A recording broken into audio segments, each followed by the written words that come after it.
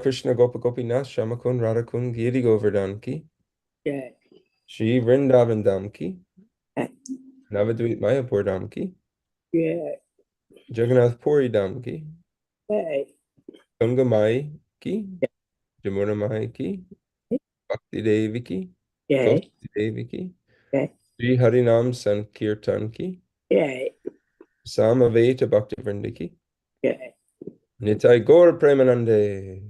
Go All glories the assembled devotees. Krishna Hare Krishna. All glories the assembled devotees. Hare Hare Krishna Krishna, All glories the assembled devotees.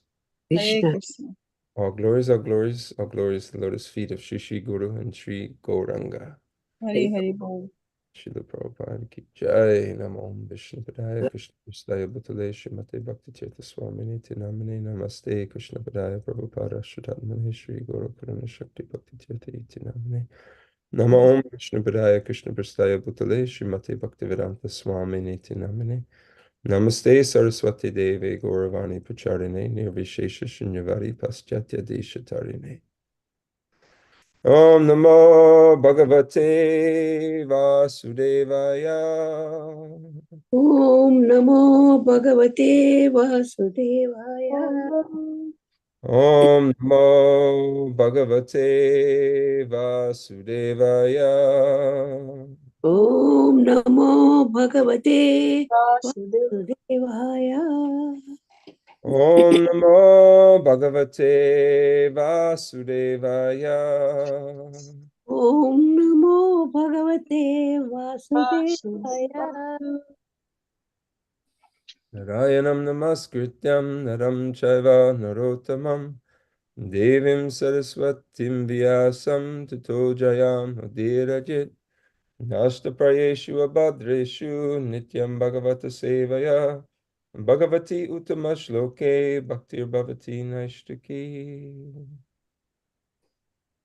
Before reciting Srimad Bhagavatam, one should first offer one's respectful obeisances unto the Supreme Personality of Godhead, Lord Narayan, unto Narayan Rishi, the supermost human being, unto the goddess Saraswati, who is the goddess of learning, and unto Srila Vyasadeva, the author.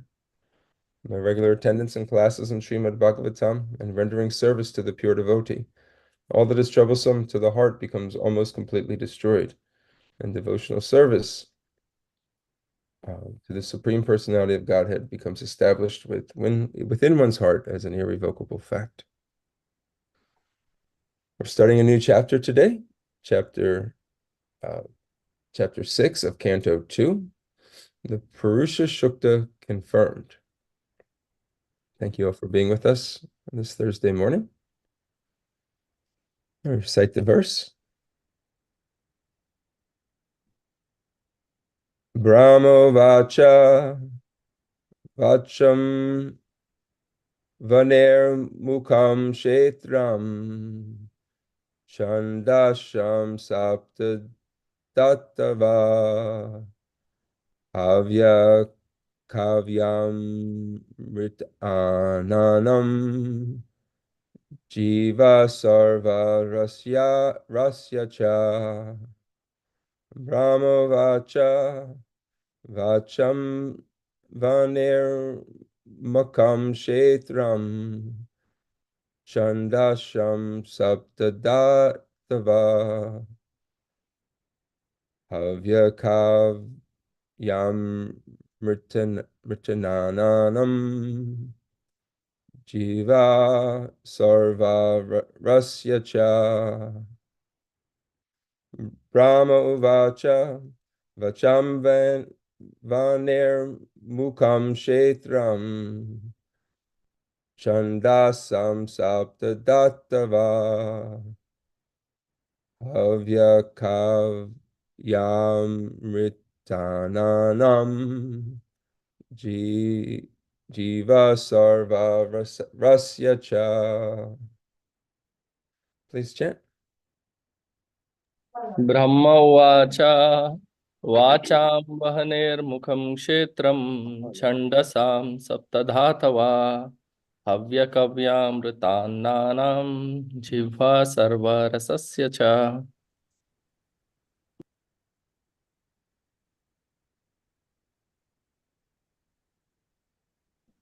ब्रह्म ब्रह्मा उवाच उवाच भचं भानेर्मुखं क्षेत्रं छन्दसं सप्तधातवः अब्बा अमृत अन्नं जिह्वा सर्वरसशया च। हरे कृष्ण। ब्रह्म उवाच वाचां वह्निर्मुखं क्षेत्रं छन्दसं सप्तधातवः हव्यकव्यामृतान्नानं जिह्व सर्वरसस्य च। हरे कृष्ण।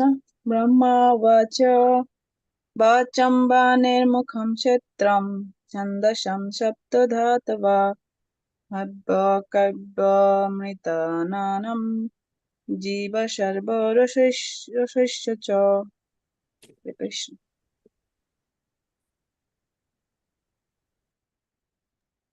हरे कृष्ण। ब्रह्म उवाच वायं क्षेत्रं छन्दसं सप्तधातवम् हव्यकव्यातनानं जीव सर्वरसस्य च। ब्रह्म उवाच वाचां वह्निर्मुखं क्षेत्रं छन्दसां सप्तधातवा हव्यकव्यामृतानन्नां जिह्वा सर्वरसस्य च।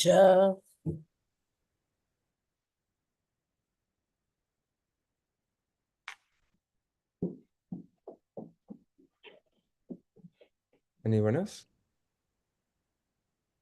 Thank you all for chanting. We'll do the synonyms. Brahma Uvacha.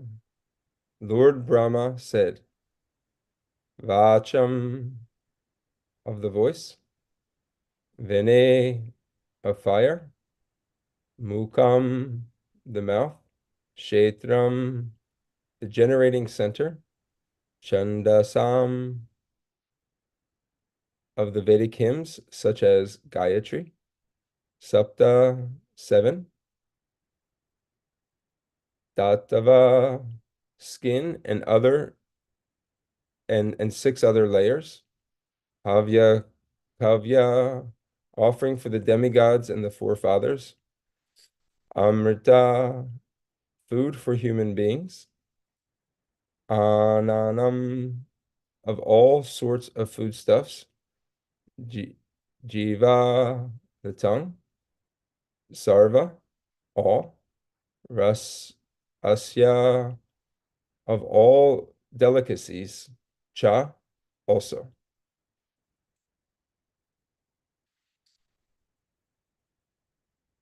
Translation and purport by His Divine Grace Srila A.C. Bhaktivedanta Swami Prabhupada. Lord Brahma said, the mouth of the Virat Purusha, the universal form of the Lord, is the generating center of the voice and the controlling deity of fire. His skin and 6 other layers are the generating centers of the Vedic hymns, and his tongue is the productive center of different foodstuffs and delicacies for offering to the demigods, the forefathers, and the general mass of people. Purport. The opulences of the universal form of the Lord are described herein. It is said that his mouth is the generating center of all kinds of voices, and its controlling deity is the fire demigod, and his skin and other 6 layers of bodily construction are the representative generating centers of the 7 kinds of Vedic hymns, like the Gayatri. Gayatri is the beginning of all Vedic mantras, and it is explained in the first volume of Srimad Bhagavatam. Since the generating centers are the different parts of the universal form of the Lord, and since the form of the Lord is transcendental to material creation, it is to be understood that the voice the tongue, the skin, etc., suggests that the Lord in his transcendental form is not without them. The material voice, or the energy of taking in foodstuffs, is generated originally from the Lord. Such actions are but perverted reflections of the original reservoirs. The transcendental situation is not without spiritual variegatedness. In the spiritual world, all the perverted forms of material variegatedness are fully represented in their original spiritual identity. The only difference is that material activities are contaminated by the three modes of material nature, whereas the potencies of the spiritual world are all pure because they are engaged in the unalloyed transcendental loving service of the Lord. In the spiritual world, the Lord is the sublime enjoyer of everything, and the living entity and living entities, they are all engaged in the transcendental loving service without any contamination of the modes of material nature. The activities of the spiritual world are without any of the difficulties of the material world.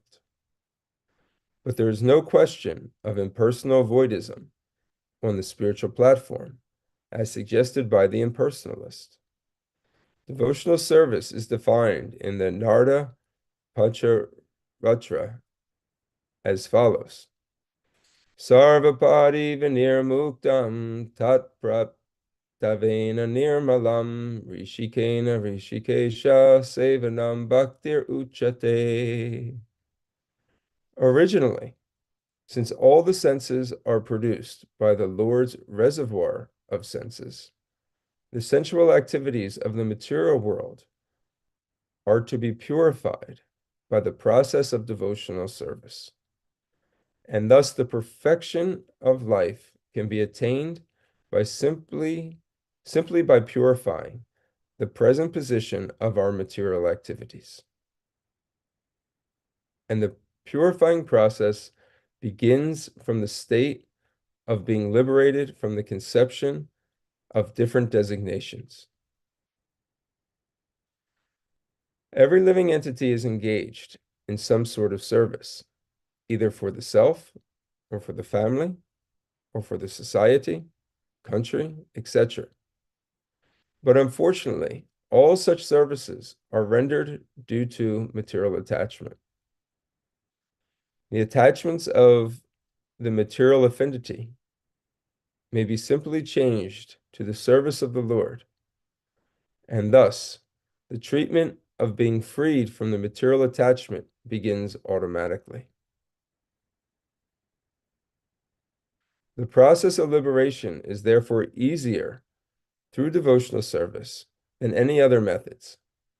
For in the Bhagavad Gita 12:5, it is said that one subjected to various kinds of tribulations, one is subjected to various kinds of tribulations if one is impersonally attached. Klesho dikarataras tesham avyaktaktesha chetasam. Srila Prabhupada ki jai. Om Ajnanatimbarandasya Gyananjana Shalakaya Chakshur Umliyatam Yena Tasmai Shri Guruve Namaha. Shri Chaitanya Manobishtam Swapitam Yena Bhutale Swayam Rupa Karamayam Dadati Swapadantikam. Nama Om Vishnu Padaya Krishna Prastaya Bhutale Srimate Bhaktivedanta Swamini Tinamane Namaste Saraswate Deve Gauravani Prachadine Nirvishesha Shunyavadi Paschatya Deshatarine. Jai Shri Krishna Chaitanya Prabhu Nityananda Shri Advaita Gadadhar Shivasari Gaura Bhaktavinda. Hare Krishna Krishna Krishna Hare Hare Hare Rama Rama Rama Hare Hare. The verse once again. Lord Brahma said, the mouth of the Virat Purusha, the universal form of the Lord, is the generating center of the voice, and the controlling deity is fire. His skin and 6 other layers are the generating centers of the Vedic hymns, and his tongue is the productive center of different foodstuffs and delicacies for offering to the demigods, the forefathers, and general mass of people.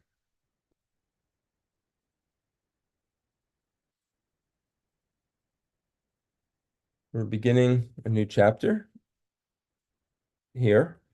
I wanted to just read real briefly just a little summary of this written by His Grace Bori John Prabhu in a book that he's written on the first 4 cantos called Unveiling His Lotus Feet. Narada Muni had asked Lord Brahma about the actual identity of the Supreme Lord and Creator.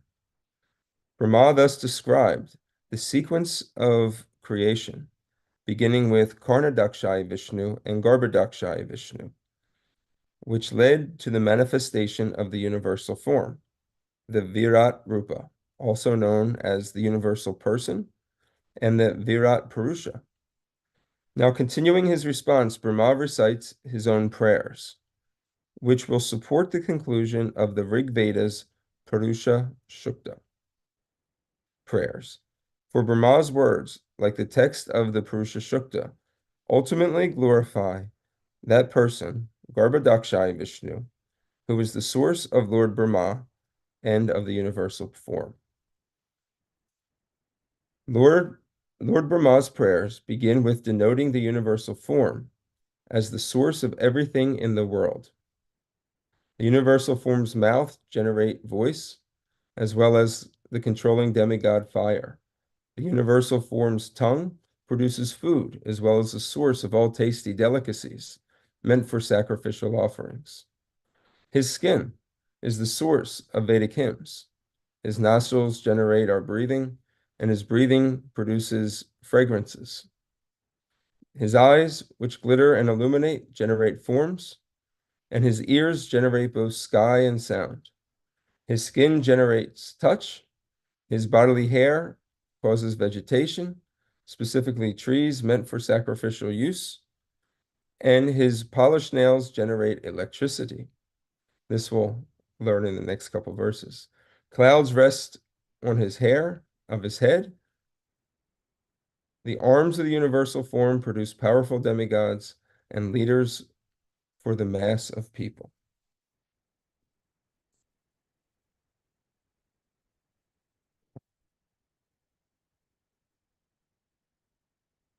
So Srila Prabhupada, he brings up a couple points here. We'll walk through the purport and spend more time, I guess, toward the end, the second part of the purport than the first part.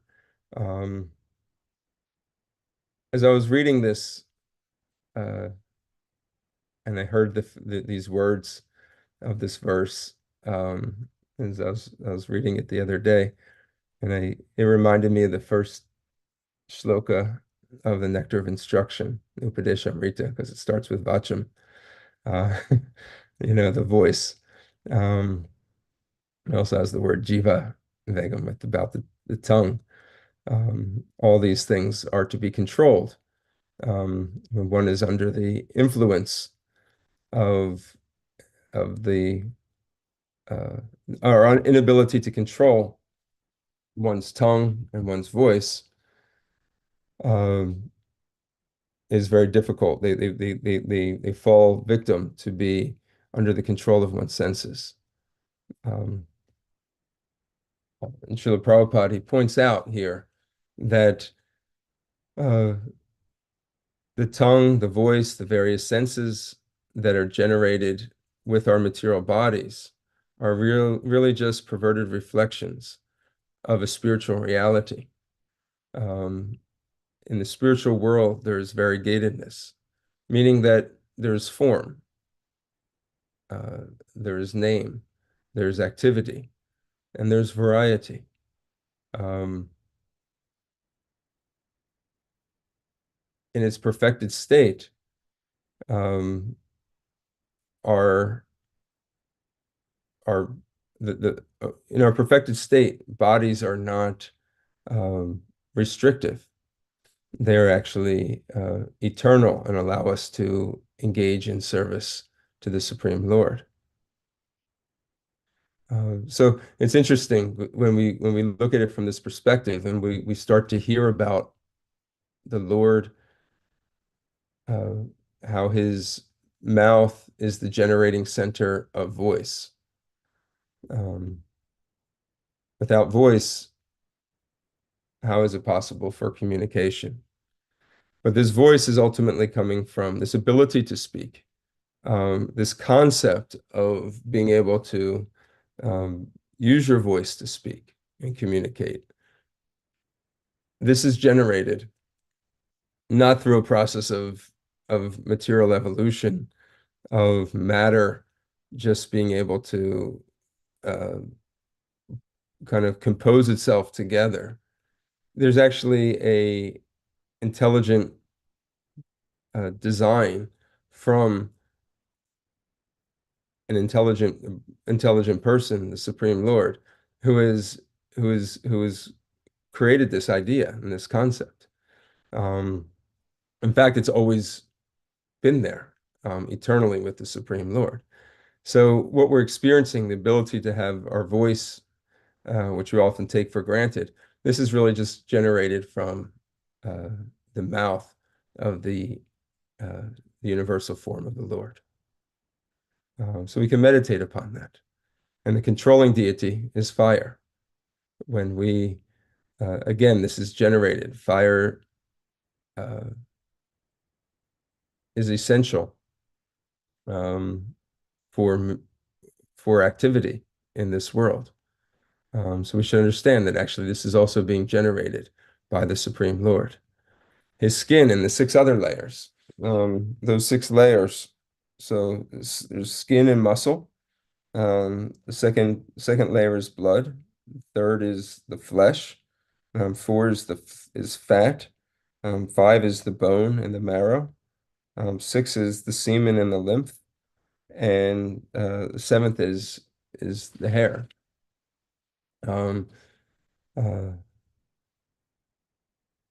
These are also are aspects of this Virat Purusha, and they are producing different types of Vedic hymns. These Vedic hymns give us insight into understanding the Supreme Person. When they are recited, when they are studied, and they're taught, it gives instructions on who is the Supreme Lord, understanding his creation, and ultimately how to reconnect to the Lord with transcendental intelligence and devotional service. His tongue is the productive center of the different foodstuffs and delicacies for offering to the demigods, forefathers, and the general mass of people. So again, this is a way that we can meditate when we have food. We purchase from the store, or we may grow it in our land, or we may go somewhere and they provide it for us. Oftentimes, these things we take for granted. That this is just something that comes out of the earth. It's materially produced and packaged, cooked and distributed. But we should understand that actually there's a productive center of this, and that is coming from the Supreme Lord. And what is producing it? It's his tongue. So these are ways that we can remember Krishna when we are when we encounter these different aspects of creation.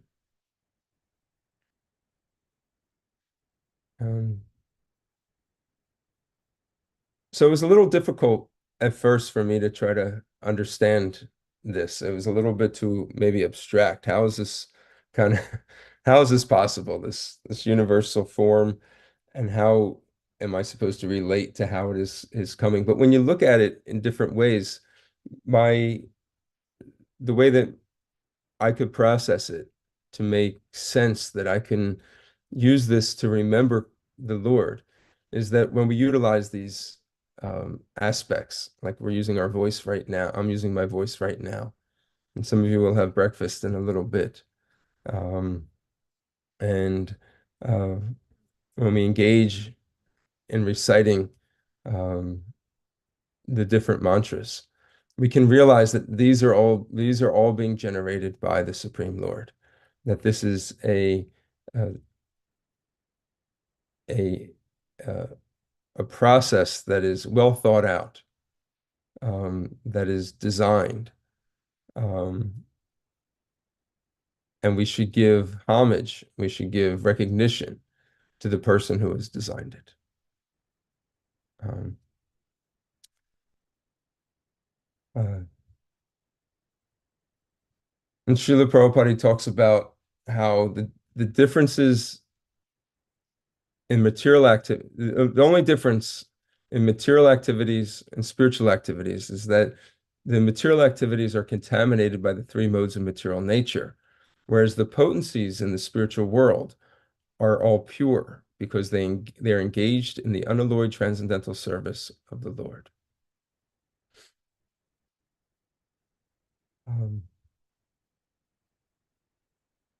This is something also to meditate upon, that there is a spiritual body, just as we have this material body. Um, the material body is driven and dictated by the three modes of nature. It encounters uh, also the different stages of growth and then ultimately death. Being born, uh, growing, generating some byproducts, dwindling, becoming diseased, and ultimately dying. Spiritual body does not encounter that. The spiritual body is completely free from the effects of material nature. But then Srila Prabhupada gives us some indication of, okay, what is the connection between the two? Obviously, this material body is going to die, but what will happen in the spiritual body? How can that actually be experienced? And he gives us this verse from the Narda Pancharatra. Sarvopadi vinir muktam tat pradatvena nirmalam rishikena rishikesha sevanam bhaktir uchate. That this Rishikesh, it's the name of Krishna, which means the master of the senses. That when we engage our senses, our material bodies that we have, in the service of the master of the senses, Lord Krishna, Rishikesh, that our activities become purified in the process of known as devotional service, engaging our faculties in the service of the Lord. So when we use our hands, our mouths, our eyes, our skin, our nose, our ears, our tongue, in the service of Krishna, by performing devotional service, by speaking for the Lord, by singing for the Lord, by tasting the prasadam, the food that has been offered to the Lord, by using our nose to smell different fragrances that have been offered to the Lord, to use our eyes in being able to witness and see the beautiful form of the Lord. And whatever we see in creation, be able to connect it to Krishna, by using our hands to serve in practical ways the mission of Lord Krishna. Our feet to be able to execute different services, going on pilgrimage, using them in our service of the Lord. So on and so forth, using our body in the service of the Lord. What happens is our material bodies become purified, and actually are being used for the purpose of serving the Supreme Lord, which is actually the our purpose of existence is to engage in the service of Krishna. So therefore, Srila Prabhupada says, every living entity is engaged in some sort of service. This service is not new to the living entity. The service is ultimately meant for Lord Krishna. In this material world, because of these upadis. So we want to get all these, it says sarvopadi vinir mukta, that we identify with these upadis or material designations. And we have to become free from them. Family, society, country, etc. They develop material attachment. These attachments connect us into this material world. But when we identify with our true identity as spirit souls, eternally connected with Lord Krishna, Jivera Swarupa Hoy Krishnera Nityadas, I'm an eternal servant of the Lord. Yes, I may have been born in this particular country. Yes, I may have been born according to this gender. Yes, I may have been born with a certain color skin complexion. I may be born with a certain level of IQ or intelligent acumen, education. I may have been born rich or poor. All these I are to understand are just due to my past karmic or past activities in which I'm receiving a karmic reaction for. But it's not really me. So practically speaking, we can philosophically understand this, and we can put it to use in our engagement in devotional service, in our dealings with others. We can gradually begin to transcend the material platform of these upadis. And when we engage in the service of Krishna, this will purify our existence. And these material designations will become easier to be able to shed them.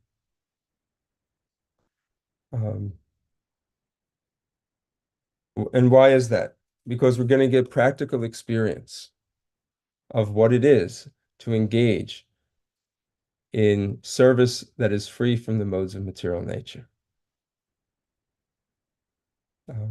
Passion and ignorance specifically will create a deeper attachment for this material world. Anger, lust, greed, and the byproducts of such.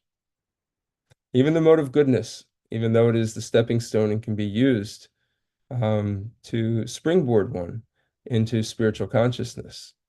If one remains idle in the mode of goodness, that can also create attachment for this world.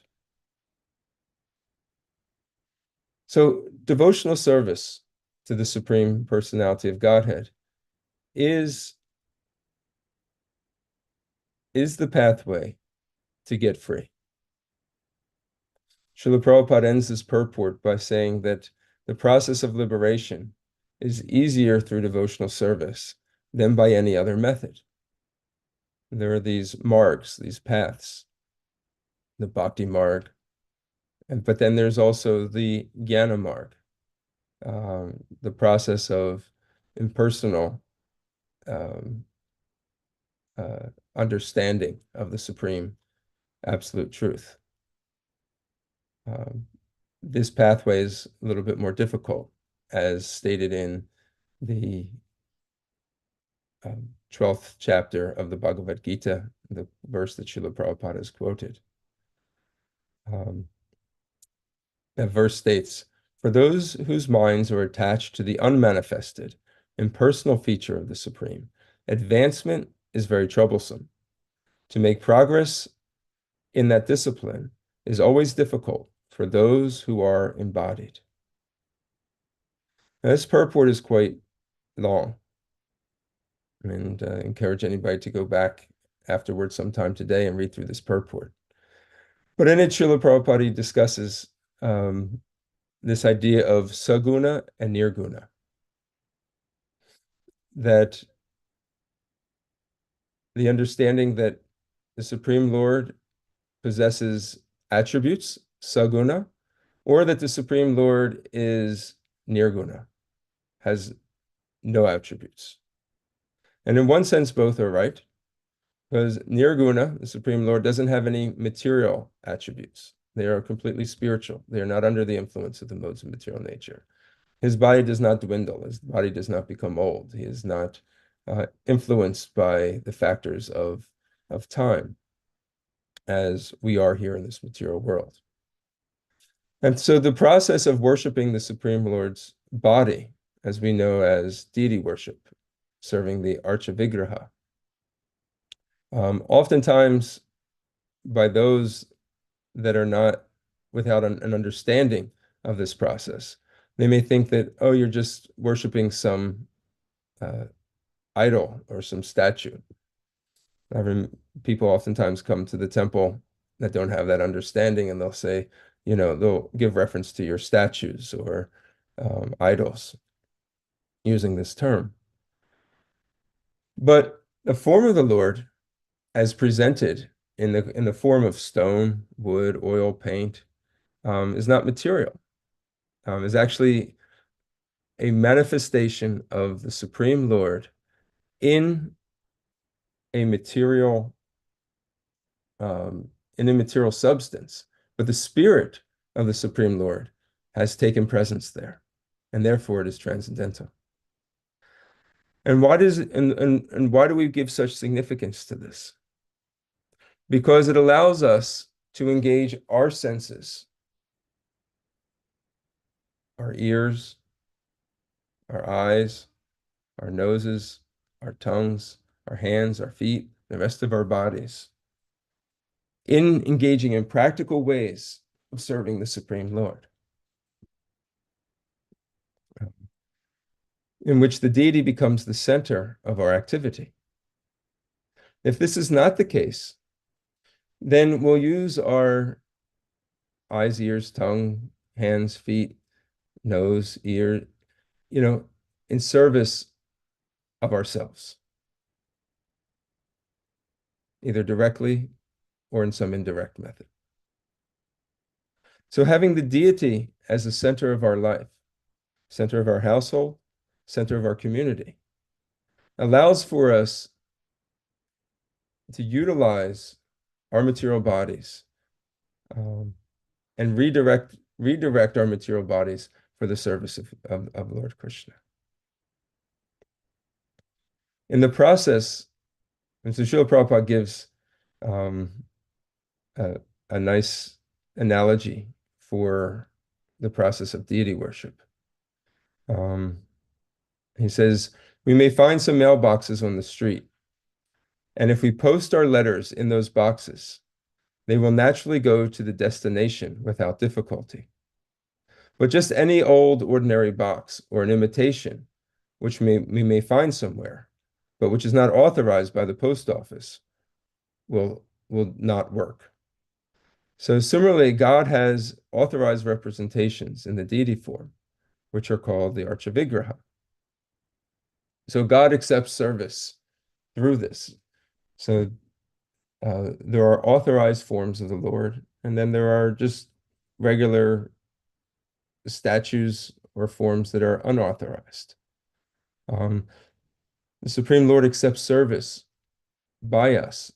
This is his mercy to allow us to engage in devotional service through these authorized forms of the deity. Now, those that follow the path of the Jnana marg, and their goal is impersonal liberation, they do not have any indication or belief that the Supreme Lord has form, that the Supreme Lord has any type of attributes. They come to this conclusion through the analysis of this world. They understand that everything in this world has problems. Everything in this world has, and those problems are directly related to relationships. They're directly related to our material bodies. So we think of the things that that give us the most trouble. Adhyatmic, adhidaivik, adhibodhik. Other people, relationships, people always letting us down, people always frustrating us, people, always getting under our skin, people doing sometimes strange things to us, messing with our minds, somebody may attack you, for, in order to acquire something that they don't have. Adhyatmic, our own bodies always giving us trouble, especially as we get older. Disease, is there. Our bodies require so much maintenance. And then ultimately they die. And so to think that the Supreme Lord has to deal with this also, it just doesn't make sense. How can something eternal, the creator of everything, the source of everything, how can this also have it? So all that we know is that in this material world is that these things give us trouble. So therefore, from the impersonalist side of things, they think, well, liberation means to get free from all this trouble. So how can I take all these concepts with me when I go? So this is where this concept comes from. So, but they're left in a very lonely place because they have nothing to attach themselves to. They're trying to free themselves from their material bodies without using their bodies to help them become spiritually realized. And therefore, Krishna says that this is a very difficult path. This is Krishna saying it. This is not those that are bhaktas promoting the bhakti path are saying it. Krishna is saying it. That if you are trying to understand the unmanifested representation of the Supreme Lord, through simply studying the Vedic literatures, such as the Upanishads, it's going to be a very difficult way to approach the absolute truth. And we don't need to make things any more difficult. Krishna consciousness, even though it is a blissful process, and even though it is, comparatively, an easy process, and not only that, it is the most natural process for the spirit soul. We don't need to make things any more difficult for us. It has already been made very easily available by our acharyas and Srila Prabhupada. We don't need to make it any more difficult.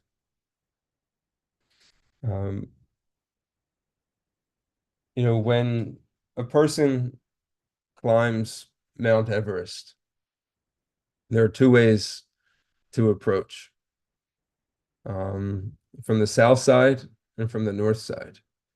You can go through Nepal in the south or Tibet from the north. And the majority, most of the people, like 80% of the people, they go from the south side.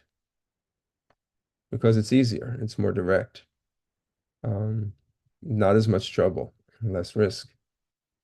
But once you get to the top and you look, the view is the same. It's just a matter. So those that seek out the absolute truth through the impersonal path, their path, it's a very difficult process.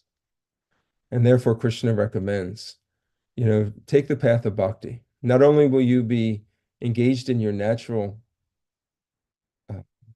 activity, and not only will you get here with the least amount of difficulty, you will also be under the protection of Krishna at all times.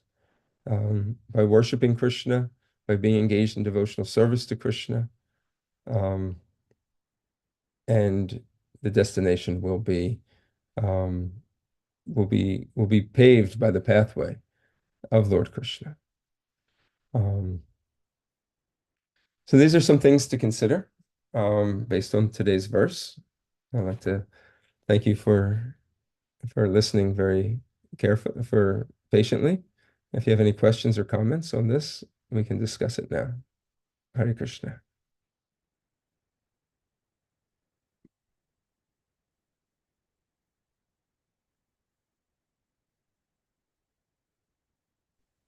Hare Krishna Prabhu, thank you for a very nice class.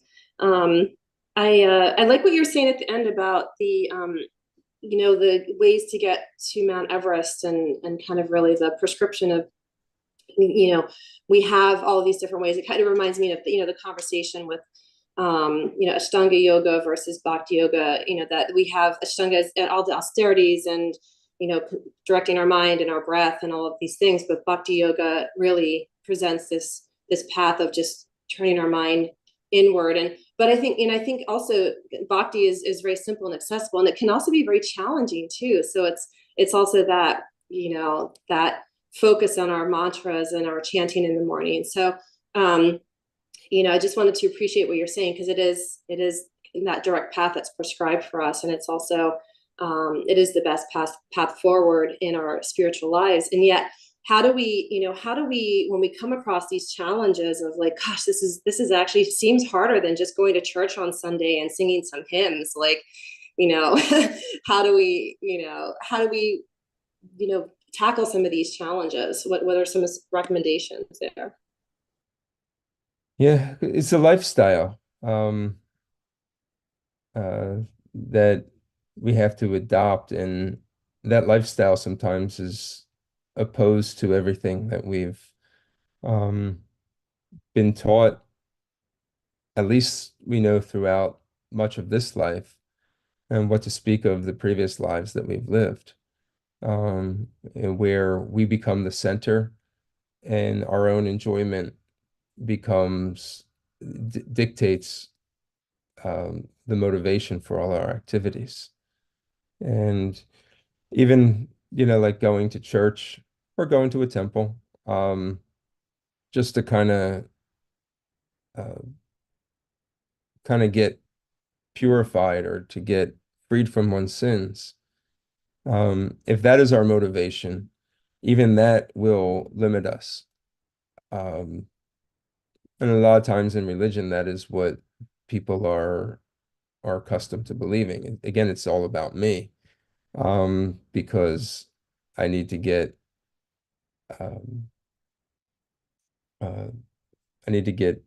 freed from the whether it's sin that you're trying to get free from, or you're trying to just get you know feel more peaceful or feel better about yourself. But a lot of times people want to just get free from their sins so they can guarantee their pathway to a better afterlife. But when we understand that actually Krishna is what we're missing, and how do I live a life where Krishna is the center of my life? That oftentimes is very difficult, because we're being pulled away from that constantly by the demands of this world, by the demands of the body. And therefore, the process of engaging one's senses in Krishna service becomes the most practical way to be able to do this, because it is you're still utilizing your senses. We just have to get through this hurdle of understanding that these senses are meant for my pleasure as opposed to Krishna's pleasure. And even though it's described as easy and most direct, it can still be very challenging and take a lot of time to overcome. Now, the good thing is you don't have to wait until we're fully convinced or that our service is pure. It'll become purified through the process. So just even engaging in a little bit of devotional service, we'll feel some of the effects that, wow, I don't feel the burden of the pressure of satisfying my own ego when I do devotional service. And that is a result that many people, testify to. They come back and say, wow, I did this and I just feel so much better. And I wasn't even doing it for me. And I didn't really gain anything, personally out of this. But I was doing it for Krishna and it just felt so selfless. And my own recognition, I wasn't trying to, um, promote myself, or I wasn't trying to gain anything materially from this. And they realize that this is great. Now, they may not be able to do it constantly all the time, but the experience is there. And the more we have that experience, the more we do these activities, the more we are able to detach ourselves and transform our daily activities, our normal material activities, and engage them in Krishna service. So it's a gradual process. And even this gradual process of devotional service sometimes can seem daunting. But by comparison of approaching Krishna through some of these other pathways, it is the most direct and most enjoyable.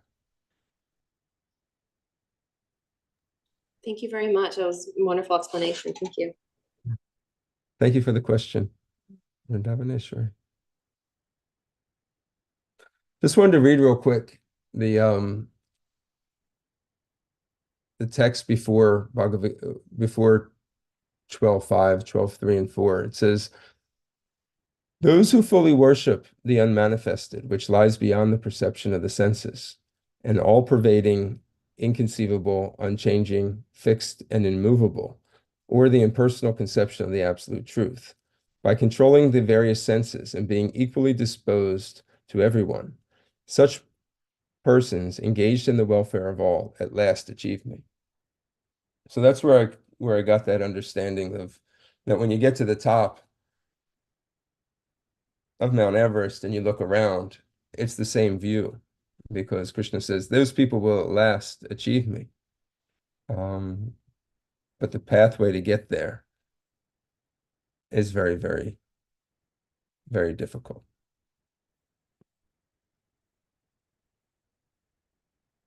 Any other comments or questions before? I have one since you mentioned it. So when you mentioned that you get to the top of Everest, it's the same view, and you're comparing it to the different margs, and Krishna says, alas, they achieve me. But is it achieving him in the exact same sense? So is it actually the same view, or is it? Well, in the sense of liberation, they'll become liberated. Engaging in direct devotional service. When we go to the 18th chapter, let me fast forward to the 18th chapter real quick, because Krishna also talks about this. Give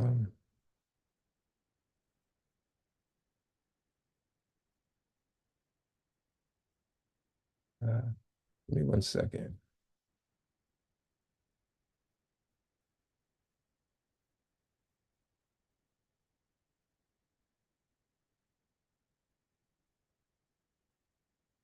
So in text 54, it says that when Krishna's famous verse, Brahma Bhuta Prasanatma, Sochati Nakanshati, Sama Sarveshu Bhuteshu, Mad Bhaktim Labhate Param. That one who is thus transcendently situated at once realizes the supreme Brahman and becomes fully joyful. He never laments or desires to have anything. He is equally disposed towards every living entity. And in that state, he attains pure devotional service unto me. Um, uh,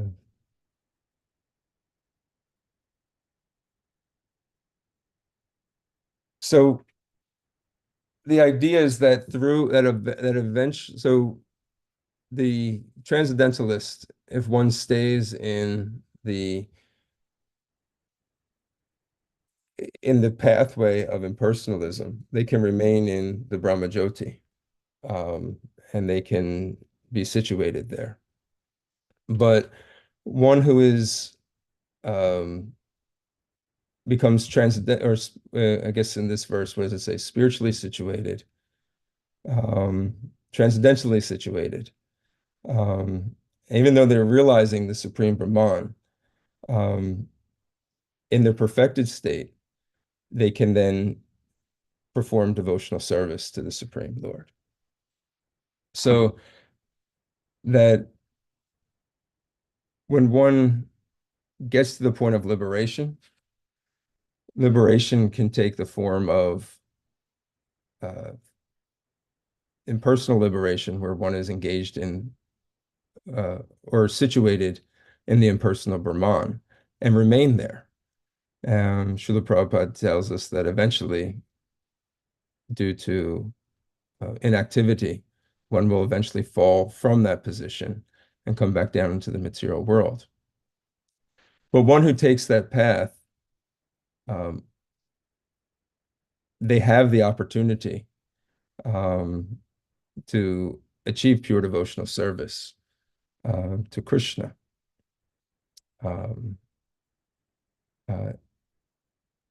It's just a very difficult pathway to get to. So ultimately, it comes down to one's association that one would get that would direct one to the path of devotional service. Devotional service is achieved by receiving it through a bhakta or a devotee. But those that are attached to the pathway of impersonal liberation, they can become attracted to devotional service, even at the point of liberation and being absorbed in the Supreme Brahman.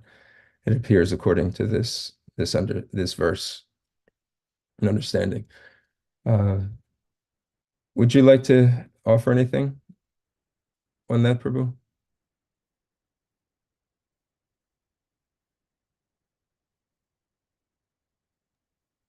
Thank you, Prabhu, for explaining everything nicely. Thank you so much. Hare Krishna, Mataji. Charachandra Prabhu. No, I think you explained it nicely in the sense of liberation. You know, you kind of have the same view like momentarily, but then those who further engage in bhakti, that's just because liberation is nothing for the Vaishnava, right? That's just a secondary thing. But then when one enters into bhakti and that actual relationship with Krishna, then I would say that's quite a different experience, a different view. They're both, once you're, because it depends on what position you're in too, they're equally satisfying. So whatever your position in the different rasas, you're completely satisfied with the view, but it's still a different view. So it's not that one person is lamenting that, oh, I'm not getting the better view, but it's, that's just where my hang up was. But no, you explained it right, that in the sense of liberation, that they're attaining Krishna, they're transcending the material world. So in that sense, I understand what you're saying. Thank you. Thank you, Prabhu, for the question and that explanation.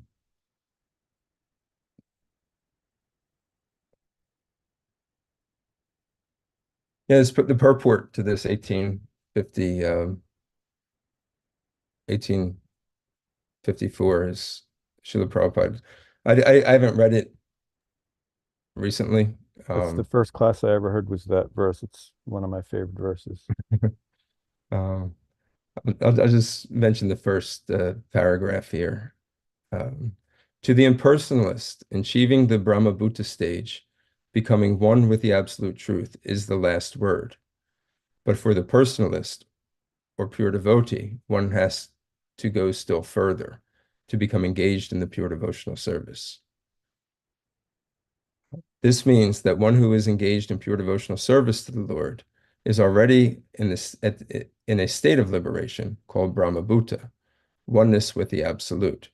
Without being one with the Supreme or the Absolute, one cannot render service unto him.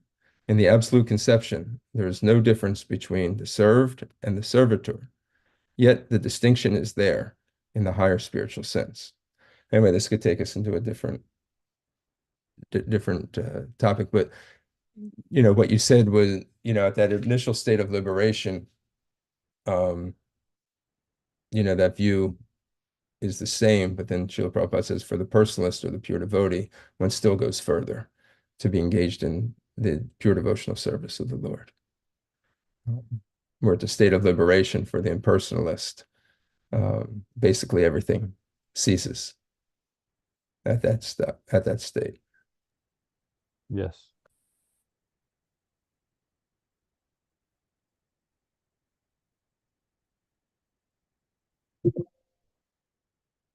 All right, Krishna, any other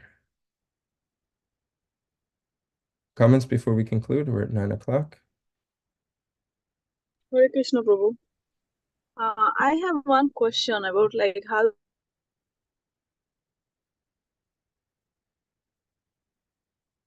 Sorry, you went on mute.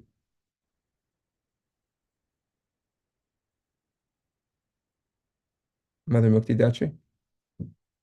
you, but these things like sometimes become like so much contradiction, because one spiritual guru, I think in our country, he also said the same thing in Bengali, like Joto Mat Toto Pot, but he was a worshipper of goddess Kali. But people think like if they worship only goddess Kali, and do you think like that then they can also reach Krishna?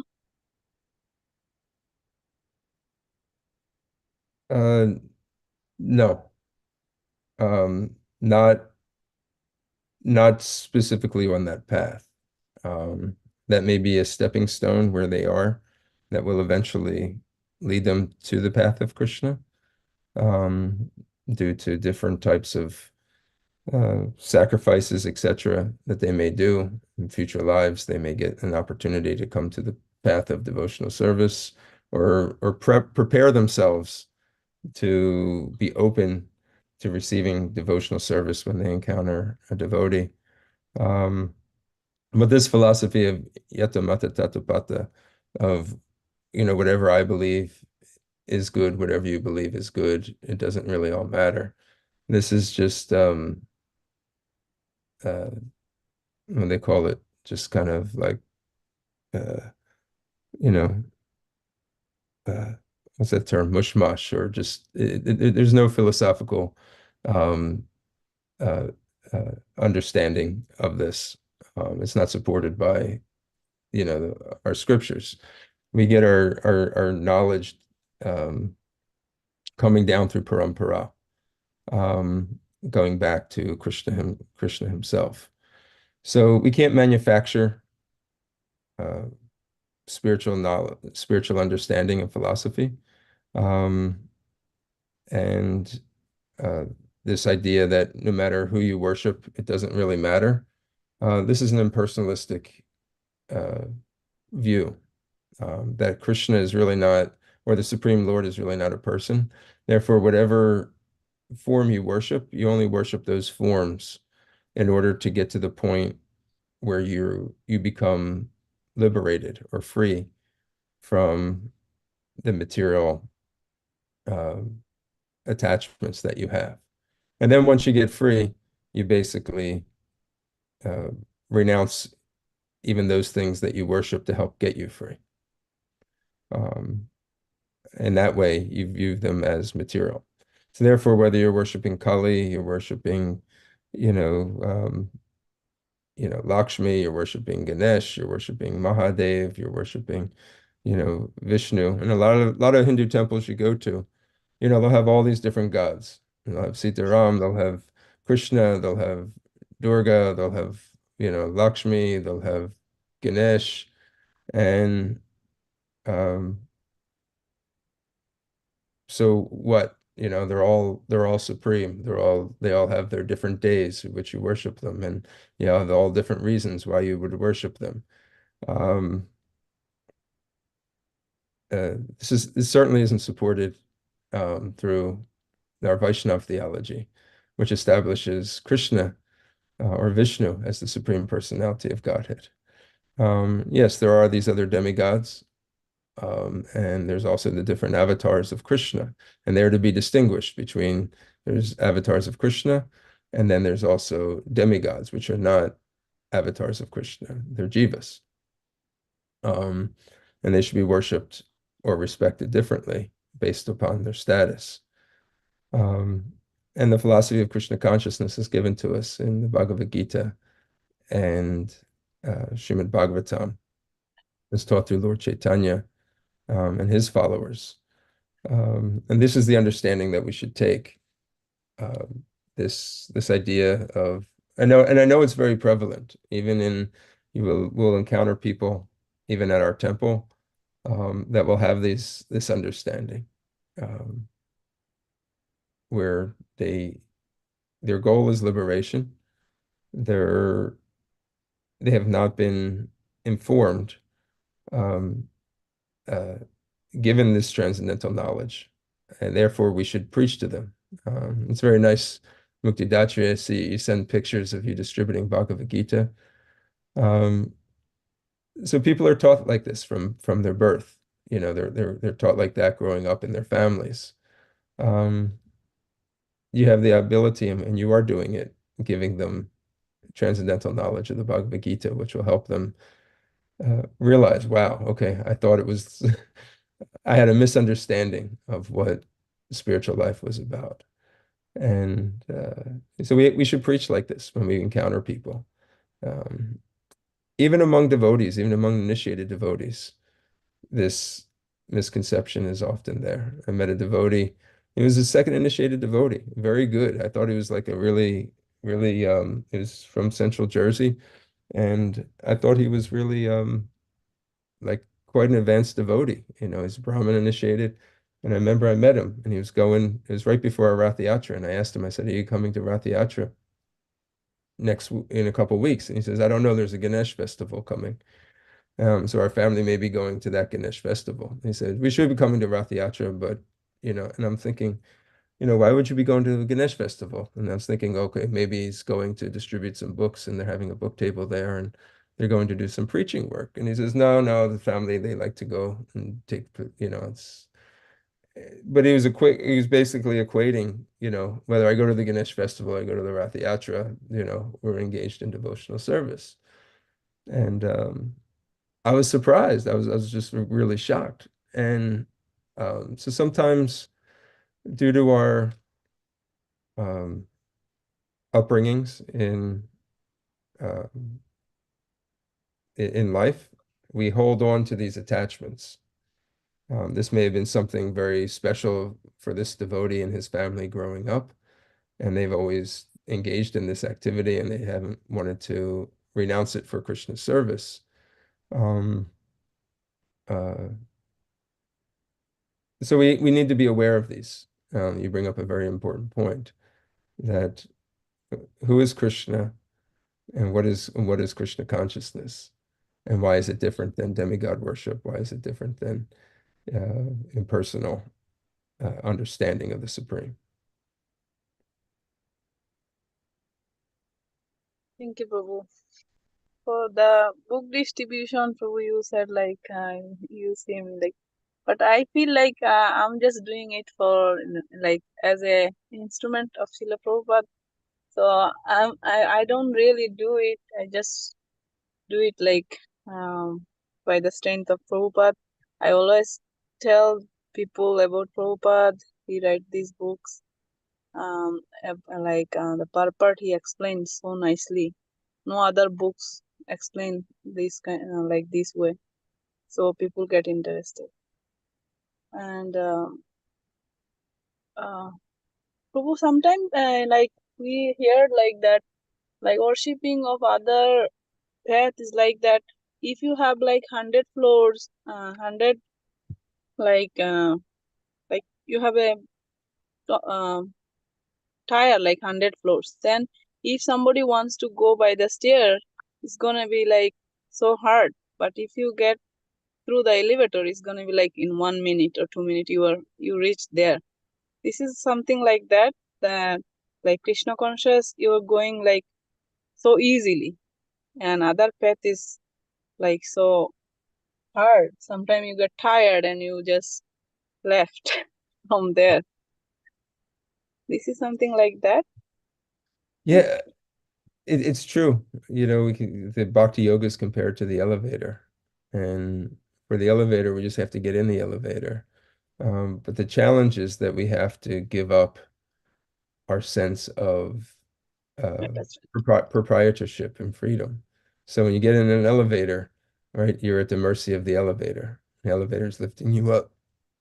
When you're walking, you have the feeling that, okay, I'm actually walking. I'm actually doing the work. I'm going up the stairs. I can stop right now if I want to stop. I can go back down if I want to go back down. There's the sense of independence that one still has. And oftentimes we want to maintain that independence. We want to maintain that individual identity, not spiritual individual spiritual identity, but individual material identity. That gives us a sense of a false control. So that is oftentimes the struggle, is that we don't want to let go. We want to hold on to our material attachments, and therefore the process sometimes becomes difficult, and we struggle. But keep chanting Hare Krishna. We keep engaging in the process, and we will experience day after day, year after year, progress. We'll see, and sometimes we may not see it immediately, but we'll start to see our attachments begin to lessen, and our dependency on Krishna begin to grow. And letting go, having faith in the different situations that we encounter in life, we'll see them as Krishna's hand. We'll see Krishna's hand behind it. We'll see Krishna's mercy more prevalent. In the beginning, sometimes it's a little bit difficult.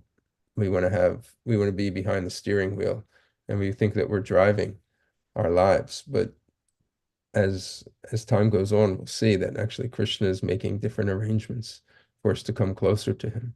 And we'll see that actually this is Krishna. Yes, thank you, Prabhu. So we won't be purified immediately. Now, we can become purified immediately if we simply just get in the elevator and let go of everything. But it's very rare that we let go of everything. So it takes time. But this process of bhakti yoga, being able to engage our senses in the service of Krishna, it's it's the most direct and easy way for us to attain our eternal Krishna consciousness. Yeah. We I used to shouldn't like get mixed up with worship. the other paths. I used to worship every Thursday, Lakshmi, goddess Lakshmi. Every Thursday. That like when I was not in Krishna, fully in bhakti, so I was doing, and after I came to like in Krishna consciousness, still I was doing it every Thursday. Then one time, one of our god brother, in class, like Bhakti Shastri class we are doing, so that kind of topics came up. So I was asking that I'm still doing Lakshmi Puja in every Thursday. Then he said, "Yeah, you don't need to do it. Can you leave this?" Then I said, "Okay, I will try."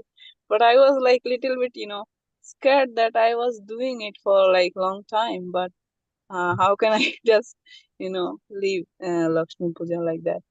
Then he said, "Okay, try and tell me next time when we in the class." Then I just said, "Okay," because we have to, if we have to attached to Krishna, then like goddess Lakshmi, people worship because they want to get wealth, they want to get good things for their life, to desiring something. So because of this sense, then I was okay. I said, okay, I will not do it anymore. And I find it more easier. Then I don't have to think about every Thursday so many other things. So I can just worship Lord Krishna, self. It is nice now. Yeah. Now you're worshiping Radha and Krishna. When we chant Hare Krishna, we're addressing Radharani and Krishna. Radharani is the source of Lakshmi. Lakshmi, yeah. So indirectly, you're doing Lakshmi Puja, but you're doing it in a way that is um, authorized by Guru and Krishna. So, and then the motivation behind it. Okay, if I don't do this Lakshmi Puja, something bad may happen to me or my family, and maybe good fortune won't come. And so you're giving up all that, and that's actually very positive. Now you're putting your life in Krishna's hands. Krishna, I'm giving, and the thing is, you're going directly to Krishna anyway, under the direction of Guru. So, but you're not, the thing is, oftentimes you think, okay, I'm sacrificing, I'm giving this up. You're really not. You're actually doing it. What does Krishna say? You can do it in the wrong way, or you can do it in the right way. Ninth chapter of Bhagavad Gita. It says all these worship of the various different devatas and demigods. Those who do it, they're actually worshiping me, but they're doing it in an indirect way, or they're doing it in an unauthorized way. But if you engage directly in service to Krishna under the guidance of a bona fide spiritual master, now you're worshiping Krishna in an authorized way, and you'll get the results. When you say results, you're getting you'll be able to feel a difference. You'll have the experience in your life. You'll feel a sense of satisfaction because you're following according to parampara. Okay, Prabhu, thank you so much. Hare Krishna. 9:16. Hare Krishna. Everybody have a wonderful Krishna conscious day. Achakalpatarubhyascha kripasindhuvya cha patitanam pavanebhyo vaishnavebhyo namo namaha. Hare Krishna. Hare Krishna. Thank you very much, Prabhu. Hare Krishna.